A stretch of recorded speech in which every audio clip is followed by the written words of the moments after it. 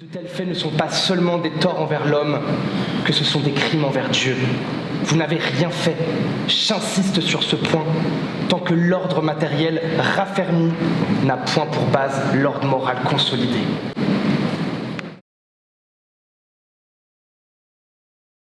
Des familles entières vivent pêle-mêle, hommes, femmes, jeunes filles, enfants, n'ayant pour lit, pour couverture, j'ai presque dit pour vêtements. Quand je bégaye ou quand je me trompe ou quand je fais tout ça, c'est des signes que ma pensée elle est en train d'aller trop vite. Je veux parler plus vite que ce que je ne pense. Et donc il faut ralentir. Je m'appelle Gabriela Alarcón-Fuentes, je suis comédienne et metteuse en scène. J'habite à Lyon et ça fait, je sais pas, longtemps que je fais ce métier. C'était un atelier plutôt ciblé dans le sens où c'était des étudiants volontaires qui avaient un but, enfin, c'était le concours d'éloquence. Du coup j'ai préparé par rapport à ça, par rapport à comment je peux les aider, disons, à trouver plus d'aisance sur scène. Être seul, être libre, se battre ou faire un verre, etc. etc. Mais etc. etc. Vos beaux discours, vos grands discours. C'est pour ça que l'on confie à des artistes, à des comédiens le travail de préparation. C'est parce que notre premier outil, c'est le corps. Et qu'il se travaille effectivement, il se prépare, il s'échauffe pour apprendre à occuper un espace, pour apprendre à jouer de sa gestuelle, de sa posture, de sa présence. Bon, personnellement, j'avais un problème avec ma jambe. Quand j'étais droite, comme un piquet, je bougeais mon pied comme ça. Sans t'en rendre compte. Et je ne m'en rendais pas du tout compte. Et c'est là où les gens me disaient attention, ton pied bouge. Quand vous voulez. Bonjour, ça me fait plaisir de voir tous vos visages. Alors moi c'est Terry Moufak-Mendoza, étudiant en Master 1 de droit européen. Je m'appelle Élodie, j'ai 21 ans.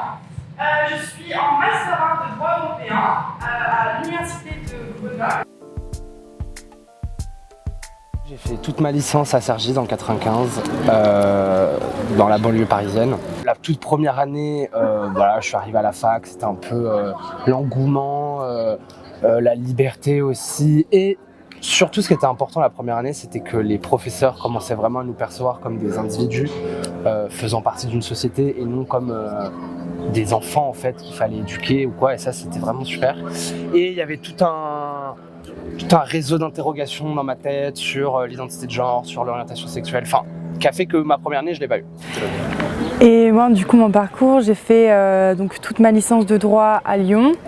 Je suis partie en Erasmus à Vienne en Autriche en L3, donc l'année dernière. En fait c'est Terry qui m'a envoyé un message pour me dire est-ce que je voulais participer aussi avec elle. Et en fait je sais pas pourquoi. Ça a coulé de source. En fait juste avant, peut-être une semaine avant le concours, on avait fait des simulations de négociations à l'ONU.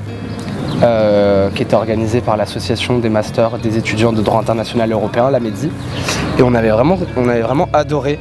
On a été d'ailleurs élu ouais, la délégation la plus charismatique et la plus dramatique. Tout nous. Très étonnant. Et en fait, le concours, ça a été juste une suite logique. On s'est dit, on est dans ce mood, c'est sympa, on a envie d'un peu ouvrir nos possibilités, s'amuser. Donc, voir jusqu'où on pouvait aller dans l'expérience du duo, parce qu'on a tout fait ensemble en fait. Toujours. On a un duo de travail, on fait ensemble le CRFPA, on avait fait ensemble la simulation des négociations en duo. Et donc, j'avais vraiment envie que Élodie se lâche en fait, qu'elle puisse... Oui, parce que comme je l'ai expliqué, j'ai eu beaucoup de bâtons dans les roues, donc tout ce qui est travail et légitimité dans les concours, dans tout ce qui est dans la vie de tous les jours, je suis pas du tout timide, ça va. Mais c'est vrai que dans les concours, dans tout ce qui est le travail, j'ai souvent ce petit frein dans ma tête qui m'empêche de réaliser ce que je veux. Et Terry du coup m'a vraiment poussée en fait, même durant tous les jours en fait du concours.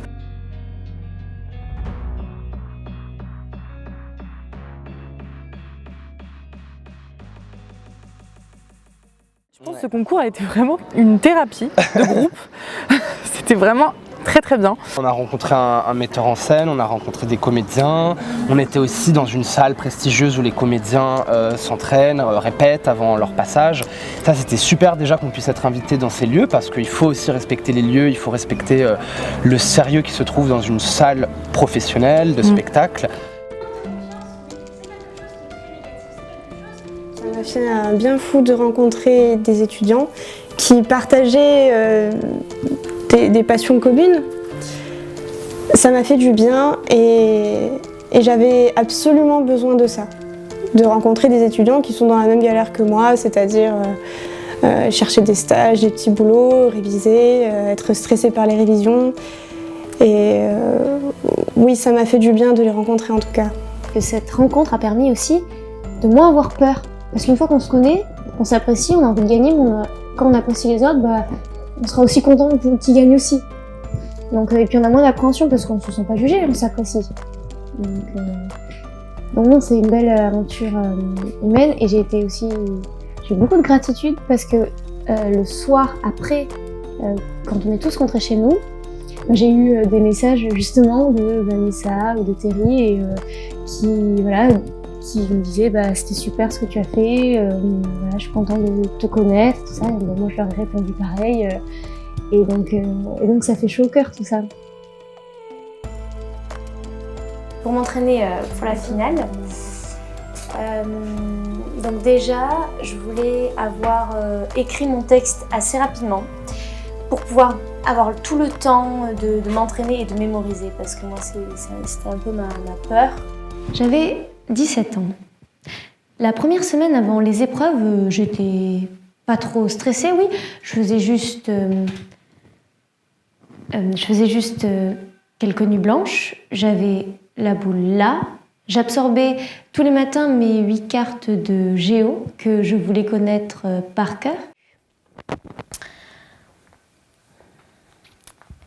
Mais non, détrompez-vous, il existe autant d'égos que vous et moi, autant d'égos qu'il existe des moi qui inventent de mois en mois, de jours en jours.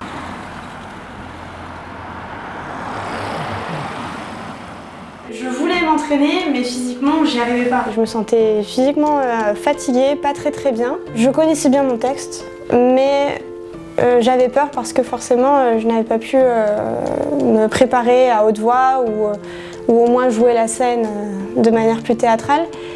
Donc au final, j'étais convaincue, avant que la finale commence, que la soirée commence, que je n'étais pas prête.